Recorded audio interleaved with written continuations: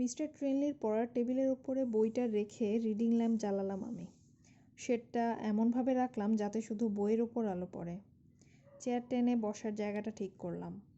এখন রোগীর বিছানা, নার্স আর ঘরের দরজা সবই আমার দৃষ্টিসীমার ভেতরে। পরিবেশটা পড়াশোনার জন্য পুরোপুরি আদর্শ হলো না, তবে কিছু করার নেই। আপাতত এই অবস্থাতেই মানিয়ে নিলাম নিজেকে। উল্টোতে শুরু করলাম পাতা। বইটা বেশ পুরনো। প্রথম পাতার লেখা বলছে 1650 সালে আমস্টারডামে ছাপা হয়েছে।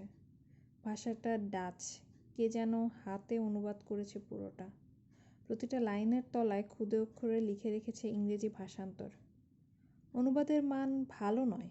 লাইনে লাইনে এগোনোয় বাক্যগুলো ভীষণ খটমটে। আগে পিছে পড়ে ভাবার্থ বুঝে নিতে হয়। প্রথমে খুব কষ্ট হলো, তবে কিছু দূর এগোতেই অভ্যস্ত হয়ে গেলাম এই অদ্ভুত ভাষা আর ব্যাকরণে। এরপর আগাতে পারলাম তরতর করে। শুরুতে একটু শঙ্কা অনুভব করছিলাম মার্গারেট হঠাৎ এসে আমাকে বইটা পড়ে ফেলতে দেখে কিনা। ডাক্তার উইনচেস্টার চলে যাবার আগে আমরা আলোচনায় ঠিক করেছি ওকে এই নতুন অনুসন্ধানের ব্যাপারে কিছু জানাবো না। আচার আচরণে দৃঢ়তা থাকলেও মনটা খুব নরম ওর।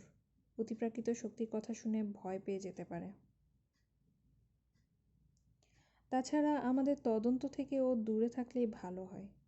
ওর বাবার নির্দেশের বিরুদ্ধে আমরা যদি কিছু করতে বাধ্য হই, তাতে বাধা দিতে পারবে না। রাত 2টো বাজার পরেও মার্গারেট যখন এলো না, তখন নিশ্চিন্ত বোধ করলাম। নিশ্চয়ই ঘুমিয়ে পড়েছে। জেগে থাকলে এর ভেতরে একবার আসতোই। আরও প্রায় ঘন্টা 3 সময় আছে আমার হাতে। বইয়ের পাতায় ফিরে যাবার আগে নজর বোলালাম রুমের ভেতরে। নিয়মিত তালে বিছানায় শ্বাস ফেলছেন মিস্টার ট্রেনলি। নার্স কেনেডি চেয়ারে বসে আছেন পাশে। সুস্থ হয়ে আবার পাহাড়ে ফিরে এসেছেন। হাবভাব সতর্ক, স্নায়ু টানটান করে রেখেছেন। ল্যান্ডিংয়ের ঘড়িতে 2টো বাজার সংকেত শুনলাম। ওটার সঙ্গে তাল মিলিয়ে বেজে উঠল বাড়ির বাকি ঘড়িগুলো। আবছাভাবে শুনতে পেলাম সমন্বিত ধ্বনির রেশ। দূর থেকে রাতের নগরীর হালকা শব্দও শোনা যাচ্ছে। ভেসে আসছে বাতাসে ভর করে। এত কিছুর পরেও কেন যেন নৈশব্দের রাজত্ব কাটছে না। কাঁধ ঝাঁকিয়ে চোখ ফেরালাম বইয়ের দিকে। এতক্ষণে অন্ধকারের দিকে দৃষ্টি নিক্ষেপ করেছিলাম। রিডিং ল্যাম্পের আলোয় সবকিছু তাই সাদা দেখালো প্রথমে। একটু পরেই অবশ্য মানিয়ে নিলাম চোখকে। পড়তে থাকলাম বইটা। জনৈক নিকোলাস ভ্যান হাইন অফ হোর্ন লিখেছেন বইটা। ভূমিকায় ব্যাখ্যা করেছেন কিভাবে তিনি মার্টন কলেজের পিরামিডোগ্রাফিয়া বিভাগের সদস্য জন গ্রিভসের গবেষণার প্রতি আকৃষ্ট হন। লেখক পরে মিশরে গেছিলেন বেড়াতে, কিন্তু ওখানকার সব আশ্চর্য পুরাকৃতি দেখে এতই বিমোহিত হয়ে পড়েন যে কয়েক বছর কাটিয়ে দেন সেই দেশটাতে। মিশরের অসংখ্য পিরামিড, মন্দির আর সমাধি পরিদর্শন করেন তিনি। পিরামিড সৃষ্টির রহস্য সম্পর্কে আরব ইতিহাসবেত্তা ইবনে আবদ আলোকিনের নানা ধরনের ব্যাখ্যা শুনতে পান। এর মধ্যে কিছু ব্যাখ্যা তুলে দেওয়া হয়েছে বইটাতে। ওগুলো এড়িয়ে গিয়ে মিস্টার করবেকে চিহ্নিত করে দেওয়া অংশতে চলে গেলাম। পড়তে শুরু করতে অশুভ একটা প্রভাব অনুভব করলাম নিজের ওপর। কয়েকবার নার্স কেনেডির দিকে তাকালাম। নিশ্চিত হয়ে নিতে চাইলাম তার অবস্থান। কারণ কেন যেন মনে হচ্ছিল কেউ আমার খুব কাছাকাছি ঘোরাফেরা করছে।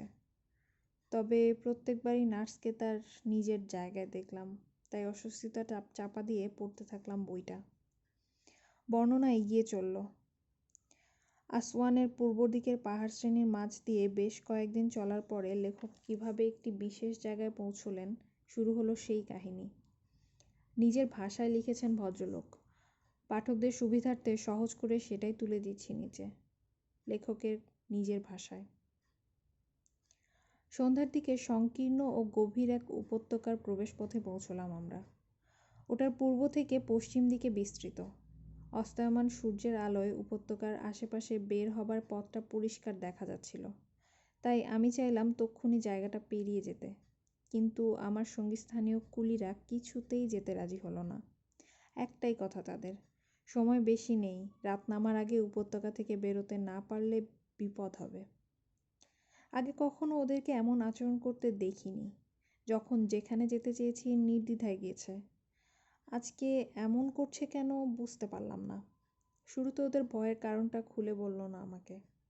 চাপাচাপি করে শেষ পর্যন্ত শুধু এটুকু জানতে পারলাম ওটা জাদুর উপত্যকা। ওখানে রাতের বেলায় যাবার ব্যাপারে নিষেধ আছে। জাদুকর সম্পর্কে জানতে চাইলাম, কিন্তু মুখে যেন কুলু পেটে বসে রইল কুলিরা। বলল, জাদুকরের কোনো নাম নেই, তার ব্যাপারে কেউ কিছু জানে না। বিশ্বাস হলো না কথাটা। পরদিন সকালে সূর্য উঠতেই সবার ভয় কেটে গেল। স্বাভাবিক আচরণ শুরু করলো কুলিরা। সুযোগ বুঝে আবার জানতে চাইলাম উপত্যকা সম্পর্কে। জবাবে কুলি সর্দার বলল, হাজার হাজার বছর আগে এক জাদুকরের কবর দেওয়া হয়েছে ওই উপত্যকায়। মানুষটা একজন রাজা কিংবা রানী ছিল, ঠিক কোনটা তারা জানে না, নামটাও বলতে পারল না। ওদের ধারণা জাদুকরের নাম মুখে নিলে বিরাট অমঙ্গল হবে, ইহকাল পরকাল সবই খোয়াতে হবে ওই অশুভ নাম উচ্চারণ করে। উপত্যকায় নেমে এলাম আমরা। কুলিরা সবাই জটলা করে আমার সামনে এগোতে থাকলো। কেউ পিছে থাকতে চাইছে না। আমাকে বলল, ওই মৃত জাদুকরের হাত নাকি অনেক লম্বা, কেউ পিছে পড়লে তাকে ছিনিয়ে নিয়ে যাবে। বাধ্য হয়ে আমাকেই তাই থাকতে হলো সবার শেষে। উপত্যকার সবচেয়ে সরু অংশটার দক্ষিণ পাড়ের একটা খাড়া পাথুরে পাঁচিল আছে। শরীর একেবারে মসৃণ ও সমতল ওটার। মুখ করে আছে ঠিক উত্তর দিকে। ওখানে পৌঁছতেই পাঁচিলটার গায়ে খোদাই করা নানা রকম ছবি আর প্রতীক দেখতে পেলাম।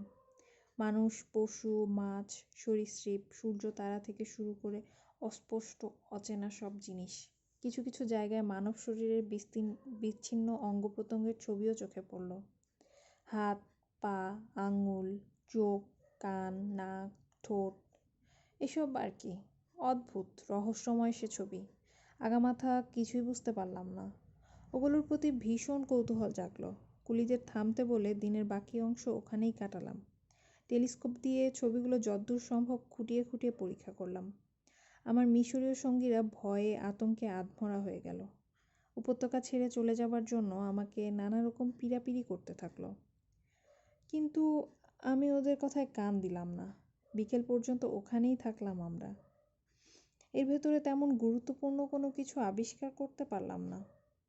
ছবিগুলো দেখে মনে হচ্ছিল ওখানে জাদুঘরের সমাধিটা থাকতে পারে, তবে সেটার মুখ খুঁজে পেলাম না কিছুতেই। ততক্ষণে কুলিরা বিদ্রোহ করার মতো অবস্থায় পৌঁছে গেছে।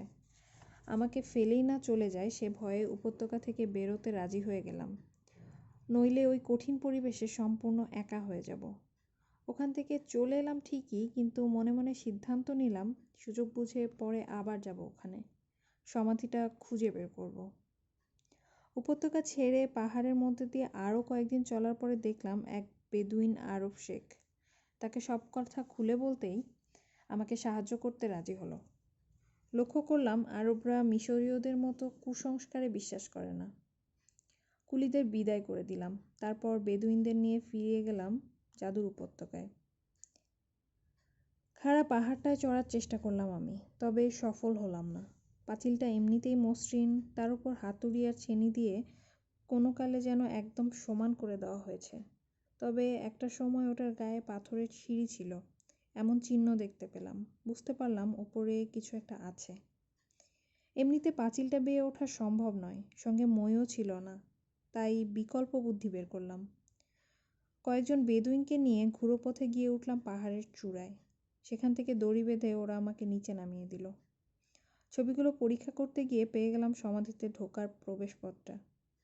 একটা বড় পাথর দিয়ে ঢাকা ছিল ওটা। চারপাশে ছবি খোদাই করে এমনভাবে ঢেকে দেওয়া হয়েছে যাতে ওটার অস্তিত্বই বোঝা না যায়। জায়গাটা উপত্যকার মেঝের প্রায় 100 ফুট উপরে, পাহাড়ের 2/3 উচ্চতায়। মোটামুটি এক মানুষ উচ্চতার ফোকর ওটা। কিছু দূর গেলেই পাথরের তৈরি একটা দরজা পড়ে। নিখুঁতভাবে বন্ধ করা ছিল ওটা, সামান্যতম ফাঁক ফোকর ছিল না। হাতল টাতলও চোখে পড়ল না, তাই কাঁধ ঠেকিয়ে ঠেলা দিতে শুরু করলাম। বেশ কিছুক্ষণ চেষ্টার পরে আমি যখন ঘেমে নিয়ে উঠেছি, তখনই বিকট শব্দে ভেতর দিকে পড়ে গেল পাথরের দরজাটা। ওটা টপকে ভেতরে ঢুকলাম। একটা শেকলের কয়েল চোখে পড়ল, ওটার সাহায্যে টেনে দরজাটা বন্ধ করতে হয়। সমাধিটা অবিকৃত অবস্থায় পেলাম।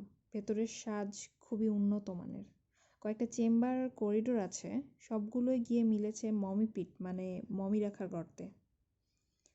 প্রচুর চিত্রলিপি রয়েছে ভেতরে। তবে ওগুলো বুঝার সাধ্য নেই আমার। উৎফুল্ল মনে ঘুরে ঘুরে দেখলাম পাথরের গায়ে আঁকা অদ্ভুত প্রতীকগুলো। প্রতিটা চেম্বার আর করিডোরের দেয়ালে একই রকমের লিপি চোখে পড়ল আমার। মমি পিটে রাখা সার্কোফাগাসটার শরীরও ভর্তি ওই অদ্ভুত চিহ্নগুলো দিয়ে। আরব শেখ আর তার 2 সঙ্গী খানিক পরে এসে যোগ দিল আমার সঙ্গে। সবাই মিলে ধরাধরি করে খুলে ফেললাম ডালাটা। কাজটাতে ওদেরকে খুব দক্ষ মনে হলো। দেখলাম সার্কোফাগাসটা দেখে ওরা আফসোসও করছে। এমন সুন্দর জিনিসটা নিয়ে যেতে পারলে অনেক দাম পাওয়া যেত, কিন্তু সমস্যা হচ্ছে ভারী কফিনটা নিয়ে যাওয়ার মতো কোনো ব্যবস্থা নেই সঙ্গে। শুধুমাত্র ছোটোখাটো জিনিসই নেওয়া সম্ভব আমাদের পক্ষে। যাই হোক, সার্কোফাগাসটার ভেতরে একটা দেহ পেলাম। দেখতে নারীর মতো মনে হলো, আর সব মমির মতো বেশ কয়েক পরত লিনেনে মোড়ানো। কাপড়ে করা এমব্রয়ডারি দেখে বুঝলাম মেয়েটা বেশ উঁচু পদের কেউ ছিল। বুকের কাছে একটা হাত ভাঁজ করে রাখা আছে মমিটার, ওটায় কোনো আবরণ নেই। বিসদৃশ ব্যাপার, আগে কখনো কোনো মমির হাত এভাবে উন্মুক্ত থাকতে দেখিনি। আরও বিস্ময় জাগলো হাতটার চেহারায়। এক্কেবারে অবিকৃত রয়েছে ওটা এত বছর পরেও। মমি তৈরির উৎকৃষ্টতম প্রক্রিয়ার নমুনা।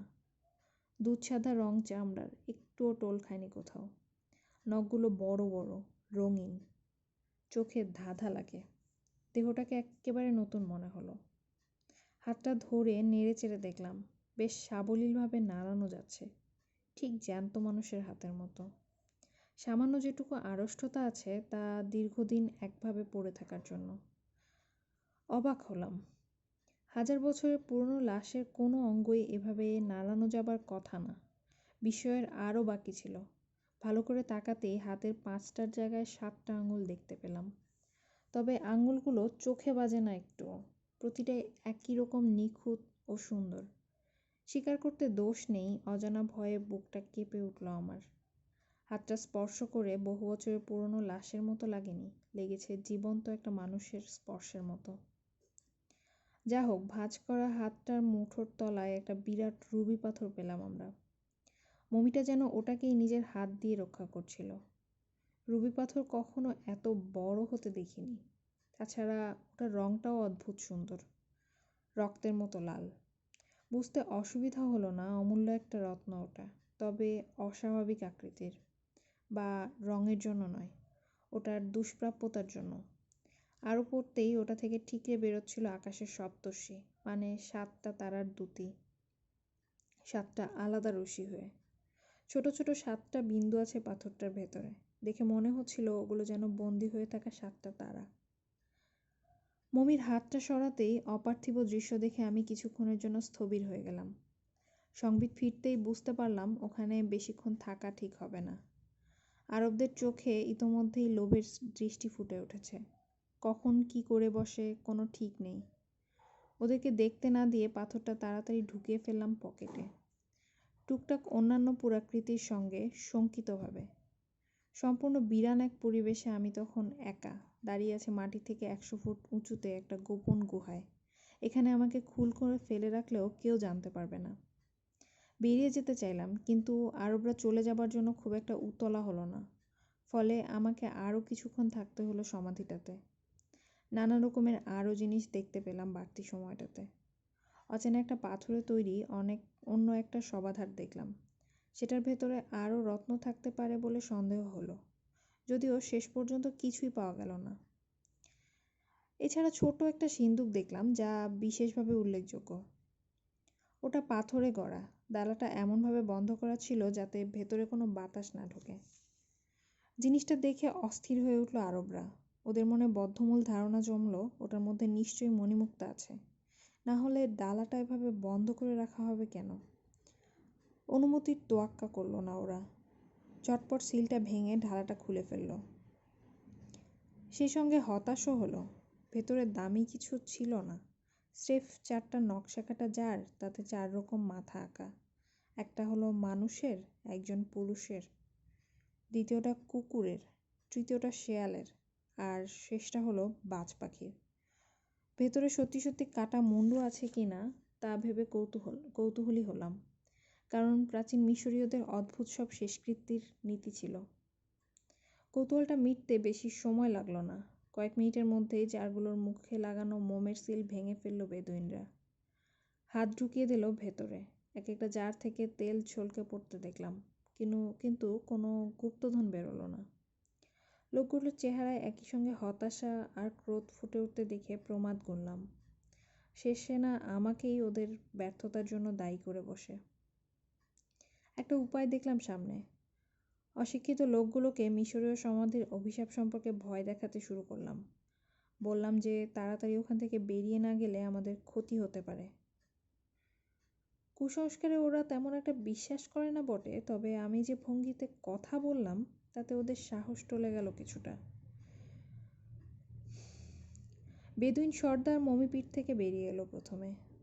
দুই সঙ্গীকেও চলে আসার নির্দেশ দিল, কিন্তু লোক দুটো আদেশ নির্দেশ শোনার মতো অবস্থাতেই নেই। হাত চালাচ্ছে সমাধির এখানে সেখানে, গুপ্তধন খুঁজে বেড়াচ্ছে। আমি ও নিয়ে মাথা ঘামালাম না। যাক খুশি করুক ওরা, আমি নিরাপদে জায়গাটা থেকে বেরিয়ে যেতে পারলেই হয়। প্রবেশপথের মুখে গিয়ে খানিকটা অপেক্ষা করলাম আমি আর শেখ। একটু পর লোক দুটো চলে এলো বিফল মনোরথ হয়ে। সমাধির দরজাটা শেকল টেনে বন্ধ করে দিলাম আমি। এরপর ওপরে ওঠার পালা। প্রথমে বেদুইন দুটো ঠিকঠাকই পৌঁছলো পাহাড়ের চূড়ায়, কিন্তু কিনারে পা রাখতেই কেমন যেন হয়ে গেল তার। ভারসাম্য হারিয়ে পড়ে গেল নিচে, মারা গেল তৎক্ষণাৎ। ঘটনাটা আমাদের বাকিদের মনে আতঙ্ক সৃষ্টি করলো, কিন্তু সমাধির প্রবেশপথে অনন্তকাল দাঁড়িয়ে থাকারও তো উপায় নেই। শেষে সাহস সঞ্চয় করে একে একে উঠতে শুরু করলাম আমরা। আগে দ্বিতীয় বেদুইন, তারপর ওদের শেখ, আর সবশেষে আমি। সৌভাগ্যক্রমে আর কোনো দুর্ঘটনা ঘটল না। পাহাড়ের চূড়ায় পা রেখে স্বস্তির শ্বাস ফেললাম তিনজনে। সূর্য তখন একেবারে মাথার উপর, কড়া রোদ ছড়াচ্ছে। সমাধির অন্ধকার অশুভ পরিবেশ থেকে তীব্র আলোয় পৌঁছাতে পেরে যে কি ভালো লাগলো তা বলার ভাষা নেই। এমনকি নিচে আছড়ে পড়ে মারা যাওয়া আরব লোকটির জন্য খুব একটা খারাপ লাগলো না। অন্তত কয়েক হাজার বছরের পুরনো একটা সমাধির ভেতরে মরতে হয়নি তাকে। শেখের কাছে গিয়ে সান্ত্বনা দিলাম। তারপর সবাই নেমে এলাম পাহাড় থেকে। লাশটা উদ্ধার করা হলো। দুজন বেদুইনকে দায়িত্ব দেওয়া হলো ওকে দূরে কোথাও নিয়ে দাফন করার। রাতে আমরা ক্যাম্প করার পর ওদের একজন ফিরে এলো, জানালো লাশটা মরুভূমির বালিতে কবর দেওয়ার খানিক পরেই একটা সিংহ এসে হামলা চালিয়েছে ওদের ওপর। ওর সঙ্গী তাতে মারা গেছে। পরে রাত বাড়তেই লোকটাকে দেখতে পেলাম ক্যাম্প ফায়ারের পাশে, আসরের মধ্যমণি হয়ে বসে থাকতে। সাদা রঙের কি যেন একটা সঙ্গী সাথীদের দেখাচ্ছে। সবাই রুদ্ধশ্বাসে তাকিয়ে আছে জিনিসটার দিকে। কৌতূহল বোধ করলাম। চুপিসারে চলে গেলাম জটলার কাছে। কাছাকাছি পৌঁছতেই জিনিসটা দৃষ্টিগোচর হলো। ওটা একটা হাত, সমাধিতে আবিষ্কার করা মমিটার হাত। সপ্তর্ষি রত্নটাকে যে হাত ঢেকে রেখেছিল। ভুল হবার কোনো সম্ভাবনা নেই। হাতের 7টা আঙুল পরিষ্কার দেখতে পেয়েছি। বেদুইন লোকটাকে বলতে শুনলাম জিনিসটা সে পেয়েছে পাহাড়ে পড়ে থাকা লোকটার কাপড়ের ভেতর। নিশ্চয়ই ব্যাটা ওটা কেটে নিয়েছিল মমিপীঠ থেকে আমি আর শেখ বেরিয়ে আসার পরে। বেদুইন লোকটাকে আরও বলতে শুনলাম হাতটা সে সুতো দিয়ে বেঁধে গলায় ঝুলিয়ে রাখবে, তাতে মমির আত্মাটা নাকি তার বশ হয়ে যাবে। কথাটা কেউ উড়িয়ে দিল না, কারণ হাতটা 8-10টা মমির হাতের মতো নয় তা সবাই বুঝতে পেরেছে। আমি নিজেও বিস্ময়ে লক্ষ্য করলাম কবজির ওপরে কাটা জায়গাটা টকটকে লাল হয়েছে, যেন একটু আগে জ্যান্ত কারো শরীর থেকে কেটে আনা হয়েছে ওটা। সে রাতটা তীব্র আতঙ্কে কাটলো আমার। সামান্য একটা মমির হাত যদি অশিক্ষিত বেদুইনের কাছে এত গুরুত্বপূর্ণ হয়, তাহলে হাতের তলায় পাওয়া রত্নটাকে না জানি কি ভাববে। যদিও শুধু বেদুইনের সর্দার ছাড়া ওটা আর কেউ জানে না, কিন্তু গোমর ফাঁস হতে আর কতক্ষণ। লোকটা নিজেও লোভী হয়ে উঠতে পারে যে কোনো মুহূর্তে। সারা রাত তাই জেগে থাকার সিদ্ধান্ত নিলাম আমি। নিজেই নিজেকে পাহারা দিব। ঠিক হলো সকাল হতেই যত দ্রুত সম্ভব এই দলটাকে ছেড়ে যেতে হবে আমাকে। নীল নদের তীরে গিয়ে নতুন কোনো গাইড খুঁজে নেব। আমার সঙ্গে থাকা অমূল্য রত্নটার কথা জানাবো না কাউকে। চলে যাব আলেকজান্দ্রিয়ায়। সেখান থেকে জাহাজে চেপে দেশে ফিরব। জেগে থাকার প্রচণ্ড ইচ্ছা সত্ত্বেও গভীর রাতে ঘুম ভর করল চোখে। কিছুতেই দুপাতা খুলে রাখতে পারলাম না চোখের। সবার অলক্ষ্যে রত্নটা পকেট থেকে বের করে আনলাম আমি। মুঠোর মধ্যে ওটা লুকিয়ে শুয়ে পড়লাম। এখন আমার জামা কাপড় তল্লাশি করে ওটা আর পাবে না কেউ। হাত থেকে ছিনিয়ে নিতে চাইলে আমার ঘুম ভাঙাতে হবে।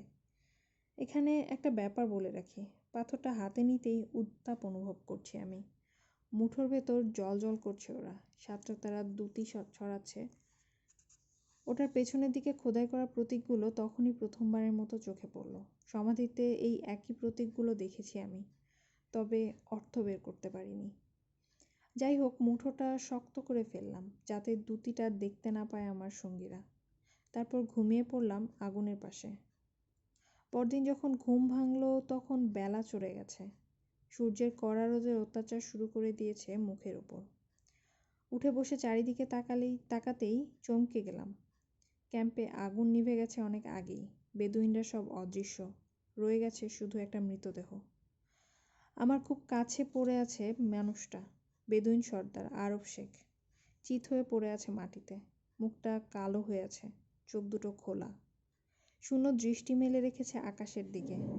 দৃষ্টিতে আতঙ্কের ছাপ, যেন মরার আগে অবিশ্বাস্য কিছু দেখতে পেয়েছিল। গলার টিপে মারা হয়েছে শেখকে। কণ্ঠার উপরে লাল হয়ে বসে আছে আঙুলের ছাপ। দাগগুলো অস্বাভাবিক লাগলো, তাই গুনে দেখলাম। মোট 7টা। 6টা দাগ বসেছে সমান্তরালভাবে, আর বুড়ো আঙুলের দাগটা আলাদা। শিরদাঁড়া বেয়ে একটা শীতল স্রোত বয়ে গেল। মমির হাতটাতে 7টা আঙুল ছিল। রত্নটা তখনও ধরে রেখেছি হাতে। কি ভেবে যেন মুঠিটা খুললাম। পাথরটা টুক করে খসে পড়ল, আর পড়ল গিয়ে মৃত লোকটার মুখে। অবিশ্বাস্য চোখে দেখলাম সঙ্গে সঙ্গে উষ্ণ প্রসবনের মতো রক্তের ধারা বেরিয়ে এলো লাশের মুখ দিয়ে। ঘন লাল রক্ত, তাতে হারিয়ে গেল রত্নটা। তাড়াতাড়ি চমক সামলে লাশটাকে উপুড় করলাম, ওটাকে খুঁজে বের করতে হবে। তখনই চোখ পড়ল শেখের ডান হাতটা। শরীরের পেছনে ভাঁজ হয়ে ছিল, মুঠোয় বড় একটা ভোজালি ধরা। জিনিসটা ভীষণ ধারালো। ধরার ভঙ্গি দেখে মনে হলো ওটা দিয়ে চুপিসারে আমাকে খুন করতে এসেছিল লোকটা। কিন্তু কাজটা শেষ হবার আগেই অচেনা আততায়ীর শিকার হয়েছে। এই আততায়ী কি মানুষ নাকি অন্য কোনো শক্তি তা জানি না। কৌতূহলটা নিবৃত্ত করার কোনো চেষ্টা করলাম না। তাড়াতাড়ি রক্তের পুকুর ঘেটে খুঁজে বের করলাম রত্নটা। ওটা তখন দ্বিগুণ উজ্জ্বলতা নিয়ে ঝলমল করছে। জিনিসটা পেতেই পালিয়ে এলাম উপত্যকা ছেড়ে। মরুভূমির মাঝ দিয়ে কয়েকদিন হাঁটতে হলো আমাকে। পানির অভাবে নরক যন্ত্রণা ভোগ করতে হলো। মরেই যেতাম, কিন্তু হঠাৎ দেখা পেয়ে গেলাম এক আরব গোত্রের। ওরা আমাকে উদ্ধার করলো, চিকিৎসা দিল, সুস্থ হয়ে আমি ফিরে এলাম বাড়িতে। মমির হাতটার কি হয়েছিল তা জানি না আমি। জানি না ওটা যার ছিল তার ভাগ্যেই বা কী ঘটেছে। শুধু এটুকু অনুমান করতে পারি, সে রাতে আমি যখন ঘুমিয়েছিলাম তখন ভয়ঙ্কর কিছু একটা ঘটে গেছে ক্যাম্পে। না হলে বেদুইনরা ওভাবে পালিয়ে যেত না। হাতটা ওরা সঙ্গে নিয়ে গেছে কি না কে জানে। হয়তো ওটা এখনও কারো গলায় মাদুলি হয়ে ঝুলছে।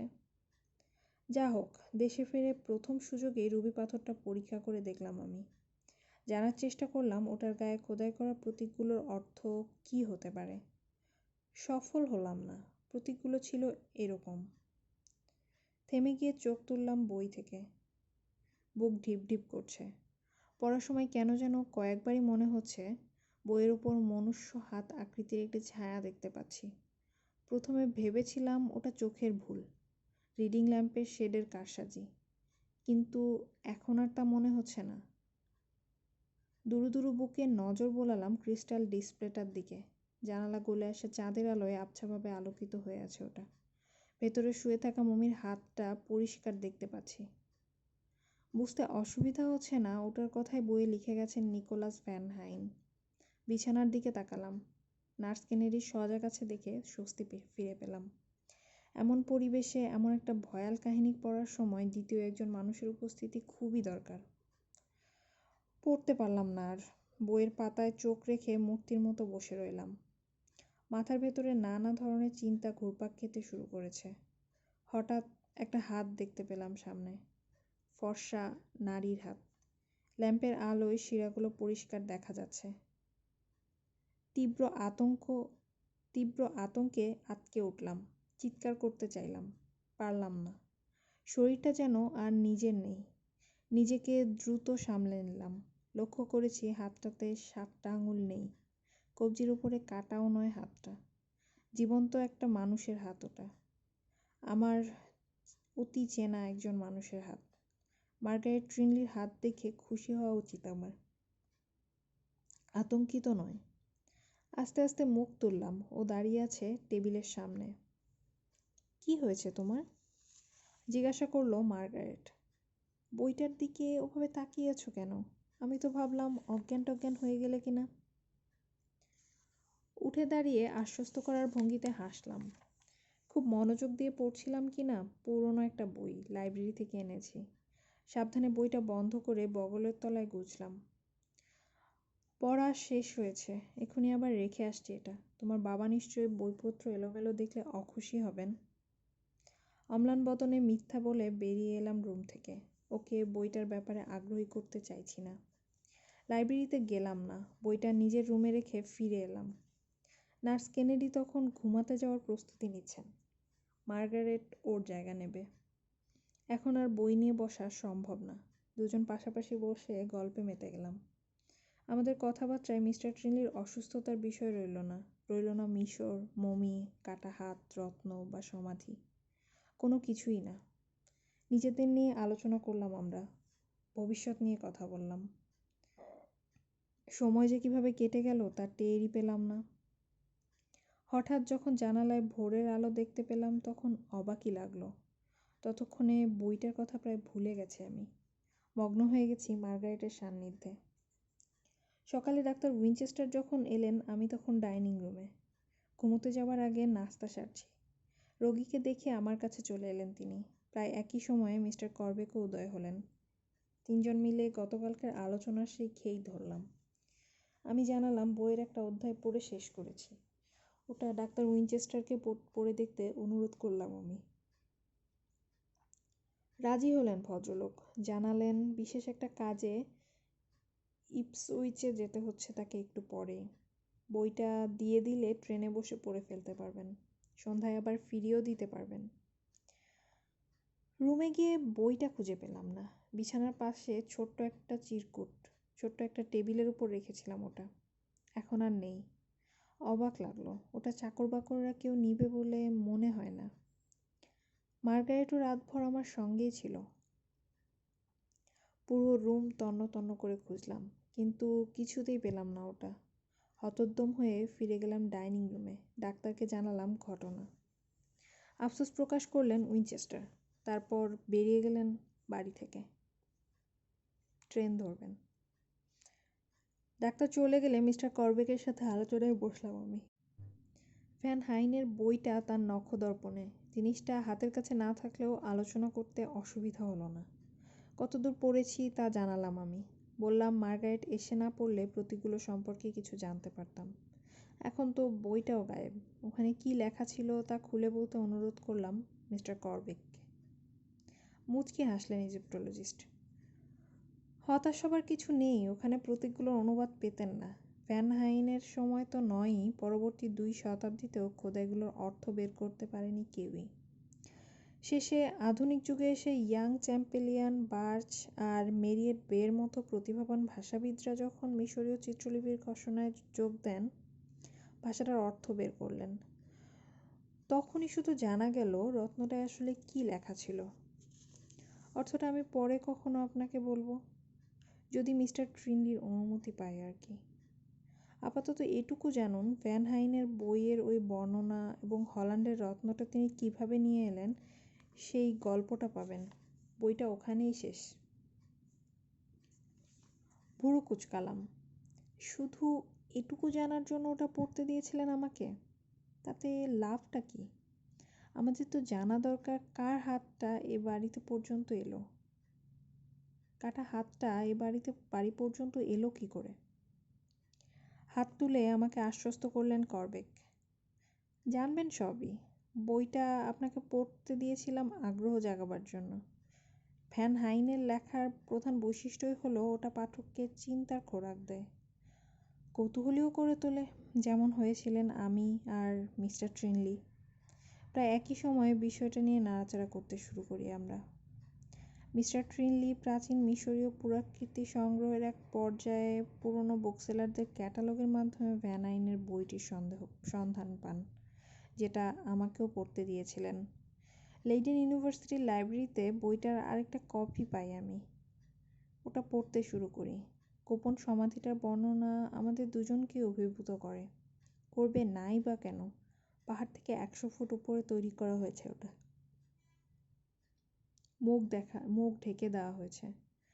পাহাড়ের শরীর পর্যন্ত এমনভাবে মসৃণ করে দেওয়া হয়েছে যাতে ওটার কাছে পৌঁছতে পারে না কেউ। এত সব গোপনীয়তার পর পাহাড়ের গায়ে বিভিন্ন রকম প্রতীক খোদাই করা হলো কেন, সেটাও বিস্ময় জাগালো আমার মনে। প্রতীকগুলো নিয়ে তো মানুষের দৃষ্টি আকর্ষণ করছে। যে সমাধি লুকানোর জন্য এত পরিশ্রম করা হয়েছে, সেটার দিকে আবার চোখে পড়বার মতো জিনিস কেন আঁকা হয়েছে বাইরে? আর একটা বিস্ময়ের ব্যাপার আছে। ভ্যান হাইন সময় আর আমাদের সময়ের মাঝে ইজিপ্টোলজি অনেক সমৃদ্ধ হয়েছে। প্রাচীন মিশরের বেশিরভাগ সমাধি রেকর্ডই সংগ্রহ করা হয়ে গেছে, কিন্তু কোথাও ওই বিশেষ সমাধিটির বর্ণনা নেই কেন? জাদুকরের উপত্যকা নামটাও কম আগ্রহী করল না আমাদের। কৌতূহল মেটাতে অন্যান্য ইজিপ্টোলজিস্টের সাথে যোগাযোগ করতে শুরু করেছিলেন মিস্টার ট্রিনলি। সেই সূত্রে পরিচয় হয় আমাদের। খাতির জমতে বেশি দেরি লাগেনি, কারণ দুজনের মনে একই উদ্দেশ্য, একই লক্ষ্য বিরাজ করছিল। একসঙ্গে কাজ করার সিদ্ধান্ত নিলাম আমরা। ঠিক করলাম রহস্যময় উপত্যকা আর সমাধি খুঁজে বের করব আমরা। মিস্টার ট্রিনলির অভিযানের প্রস্তুতি নিতে শুরু করলেন, আর এই ফাঁকে আমি চলে গেলাম ইংল্যান্ডে ভ্যান হাইনের গল্পের সত্যতা যাচাই করবার জন্য। সরাসরি হোর্ন প্রদেশে চলে গেলাম আমি। জায়গাটা খুবই অনুন্নত। গত 1.5 শতাব্দীতে বাহ্যিক কোনো পরিবর্তন হয়নি।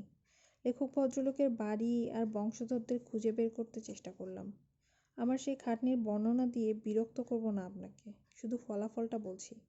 বিস্তর খোঁজাখুঁজির পরে জানতে পারলাম ভ্যান হাইনের পরিবারের সমস্ত সদস্য বহুদিন আগেই মারা গেছেন। কেউ জীবিত নেই। ঘটনাটা শুনে মিশর থেকে ভ্যান হাইনের আনা পুরকীর্তির খোঁজে বের হলাম আমি। প্রচুর জিনিস ছিল ভদ্রলোকের কাছে। বেশ কয়েকটার হদিস পেলাম লেইডেনে, ইউক্রেটর আর আমস্টারডামের জাদুঘরে। ধনী সংগ্রাহকদের কাছেও পেলাম কিছু কিছু। কিন্তু আসল জিনিসটা আমি গিয়ে পেলাম হুরনের এক বৃদ্ধ ঘড়ি নির্মাতা প্লাস জুয়েলারের কাছে। গোবরে পোকা আকৃতির একটি রক্তলাল রুবি, ভেতরের 7টি তারা, পেছন দিকে খোদাই করা হায়ারোগ্লিফিক্স।